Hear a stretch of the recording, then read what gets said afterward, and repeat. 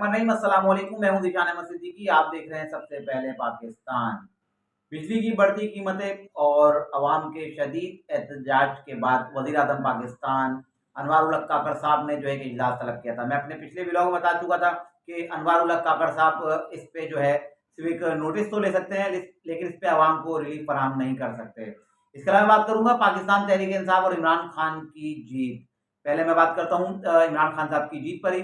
KPK में 21 अजला में जो है इलेक्शन हुए हैं और इसकी 72 में से 71 नशिस्तों का जो है बाकायदा इलेक्शन कमीशन और पाकिस्तान की जानिब से ऐलान कर दिया गया है, जिसके मुताबिक 40 नशिस्तों पे आज़ाद उम्मीदवार और 14 नशिस्तों पर पीटीआई, जेयूआई 6 पे, जमात इस्लामी 5 पे, एएनपी 4, पीपीपी 1 और टीएलपी ने 1 नशिस्त हासिल की।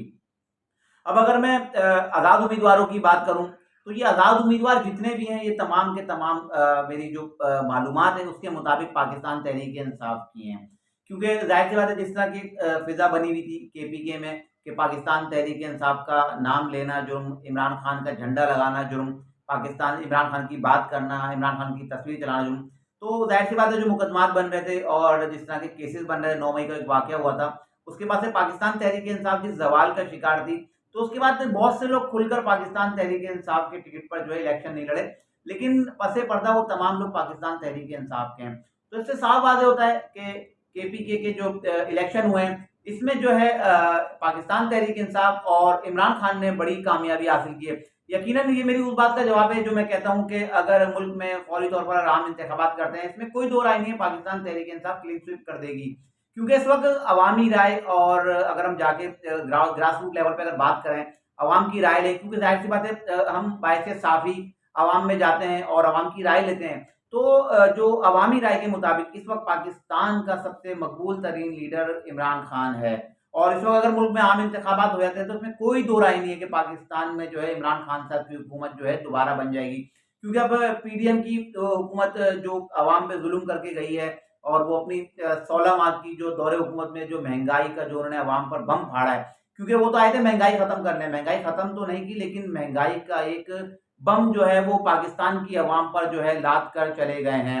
अब बिजली को ले लीजिए, अगर मैं बिजली की बात करूँ मैंने निगरान वज़ीर-ए-आज़म की बात की कि उन्होंने इजलास तलब किया और उनकी एक अजीब बात कि उन्होंने कहा कि अगर मेरे ऑफ़िस का एसी बंद करने से अगर मसला हल होता है, तो मेरे ऑफ़िस का एसी बंद कर दिया जाए और इससे मसला हल कर लें।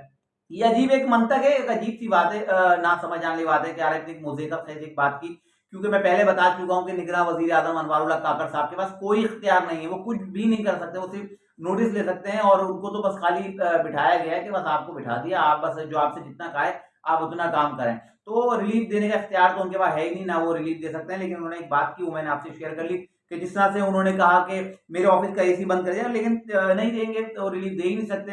अब तो ताजिर भी सड़कों पर आ गए, ताजिरों ने कह दिया है कि हम एहतजाज करेंगे, बल्कि जेल भरो तहरीक का ऐलान कर दिया है। अब जेल भरो तहरीक जब ताजिर जब अपनी गिरफ्तारियाँ देंगे और जब ताजिर ही इससे मुतासिर होंगे जो मुल्क की मईशत का पहिया चलाने में अपना अहम किरदार अदा करते हैं, जब वही जेलों में होंगे और मुल्क की मईशत चलेगी, तो पाकिस्तान वैसे ही तबाही के दहाने पर खड़ा है और मज़ीद पाकिस्तान तबाही के दहाने पर पहुँच जाएगा।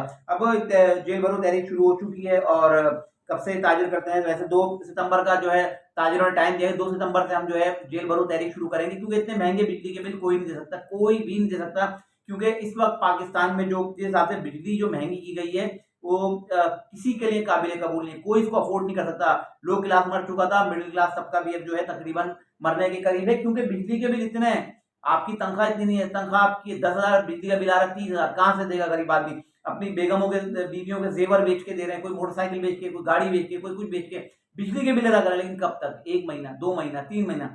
लेकिन ये बिजली मैं एक खबर पढ़ रहा था, वो खबर मेरी नज़र से गुज़री कि ये हम पर ये जो बिजली के जो महँगी बिजली जो मुसल्लत की है, किसने की है? उस खबर के मुताबिक मैं आपको थोड़ा पढ़ के बताता हूँ कि बिजली का बहरान 80 की दिहाई में शुरू हुआ, जब हमारी बिजली की ज़रूरत पूरी करने के लिए वहाँ पर डैम मौजूद नहीं थे। ये भी खबर में लिखा था कि बेनज़ीर और नवाज़ शरीफ की हुकूमत ने आईपीपी से जो मुआहदे किए, उसकी सज़ा हम लोग आज तक भुगत रहे हैं। इन मुआहदों की बदौलत हमने डॉलर इंडिकेशन को कभी एड्रेस नहीं किया और सस्ते फ्यूल की मद से बिजली को बनाने के लिए कभी ठोस इकदामात नहीं किए। जबकि उन कंपनियों को मुनाफा 70% से बढ़कर 70% तक मिला, जिनसे इन्होंने मुआहदे किए। दूसरा नीचे पैराग्राफ में ये लिखा 2014 में माशी तारीख की बर्बादी का सबसे बुरा साल था, जब इन आईपीपी से मुआहदे किए जिसमें कैपेसिटी पेमेंट्स नामी एक अफ़लियत को इस मुल्क में मुसल्लत किया गया। हमें इस वक्त 16,000 मेगावाट की जरूरत थी, लेकिन हमने 35,000 मेगावाट के मंसूबे साइन किए। ये बड़ी एक अहम पॉइंट मैं आपको बता रहा हूँ कि पाकिस्तान को 16,000 मेगावाट बिजली की जरूरत है, लेकिन हम 35,000 मेगावाट बिजली का मुआहिदा कर रहे हैं। और ये क्यों कर रहे हैं? किक बैक्स के लिए कर रहे हैं, क्योंकि मेरा कमीशन है, जो उस वक्त की मौजूदा हुकूमत है उसका कमीशन था। उसने अपने कमीशन के लिए 16,000 मेगावाट बिजली इसकी जरूरत, और 35,000 आप मुआहिदा क्यों कर रहे हैं जब आपको पता है पाकिस्तान एक गरीब मुल्क है, पाकिस्तान को 35,000 मेगावाट बिजली की जरूरत ही नहीं थी। लेकिन बहरहाल उसका इन्होंने खमियाजा नहीं पाकिस्तान के आम आवाम ने भुगतना है, वो भुगत रहे हैं।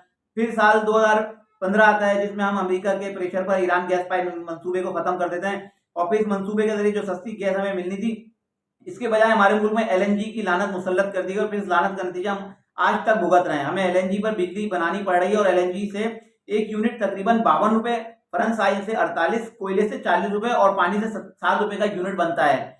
कोयले से प्लांट पर एहसान इकबाल ने कौम को खुशखबरी सुनाई कि चीन ने पाकिस्तानी बिजली का मसला हल कर दिया, और अल्हम्दुलिल्लाह ऐसा हल किया कि आज कौम की भाव हो रही है, क्योंकि नून लीग ने चीन से इम्पोर्ट कोयले पर प्लांट चलाने का मुआहिदा किया। इमरान खान की गवर्नमेंट, जब पाकिस्तान तहरीक इंसाफ की हुकूमत, ये भी जिक्र है आज, तो इमरान खान ने इन्हीं मुआहिदों को रिविजिट करने की कोशिश की, लेकिन कंपनियां अड़ गई, क्योंकि इमरान खान इन कंपनियों को से जिन पॉइंट्स पर मुआहिदे कर रहे थे वो यही मसाइल थे जिन पर बात की।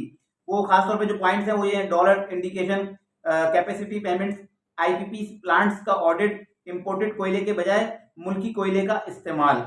जाहिर सी बात है मुल्की कोयला इस्तेमाल होगा तो बिजली हमें सस्ती पड़ेगी। इंपोर्टेड कोयला इमरान खान की अच्छी पॉलिसी। और इन्हीं पॉइंट पर जब चीन से बात की तो इनके पालतुओं ने मुल्क में शोर मचाया कि इमरान खान से सी पैक को सबूताज कर रहा है। मतलब एक बहाना बनाया कि इमरान खान जब आवाज उठाई उन्होंने पाकिस्तान के अवाम के लिए, तो उन्होंने शोर मचाया कि इमरान खान जो सी पैक को सबूताज कर रहा है। जिसके बाद इसमें खबर में ये कि इमरान खान ने 1960 की दिहाई के बाद पहली दफा डैम्स पर काम शुरू किया। इमरान खान ने ईरान गैस पाइपलाइन मंसूबे को दोबारा शुरू करने का अंदिया दिया और उस पर बातचीत शुरू की, ताकि एलएनजी से जिस ट्रैप में हमें फंसाया गया इससे निकाला जा सके। एक बड़ा मसला बिजली चोरी और लाइन लॉसेस वगैरह का भी। लाइन लॉसेस को कम करने का एक ही तरीका है कि बेहतर से बेहतर मटेरियल का इस्तेमाल किया जा सके, ताकि लाइन लॉसेस को कम किया जा सके। चोरी को रोकने के लिए इसका तरीकाकार चेक एंड बैलेंस रखना था। यही वजह थी कि रिकवरी वाला सिस्टम 18% तक रह गया। और सबसे अहम चीज, डॉलर का 178 रुपए से 302 रुपए आना, और वो भी सिर्फ 16 महीनों की कलील मुद्दत में। यानी जिस भी चीज की कीमत में 70% इजाफा, वो भी डॉलर इंडिकेशन की वजह से। बाकी फैक्टर्स भी इसमें शामिल नहीं किए गए। एक लंबी खबर थी, तो मैंने इसको कुछ पॉइंट्स मैंने इसके आपके हाईलाइट किए।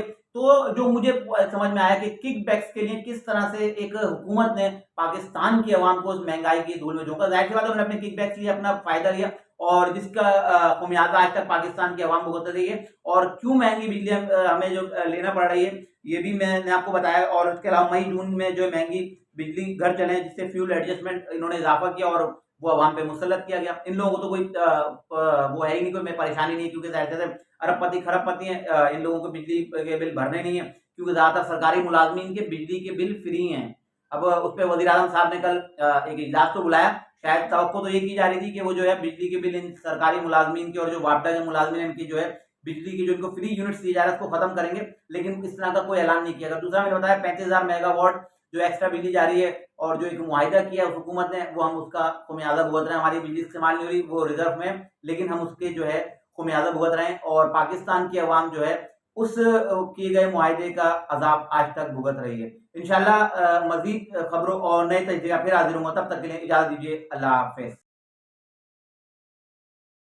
तजिए के साथ फिर हाजिर हूँ, तब तक के लिए इजाज़त दीजिए। अल्लाह।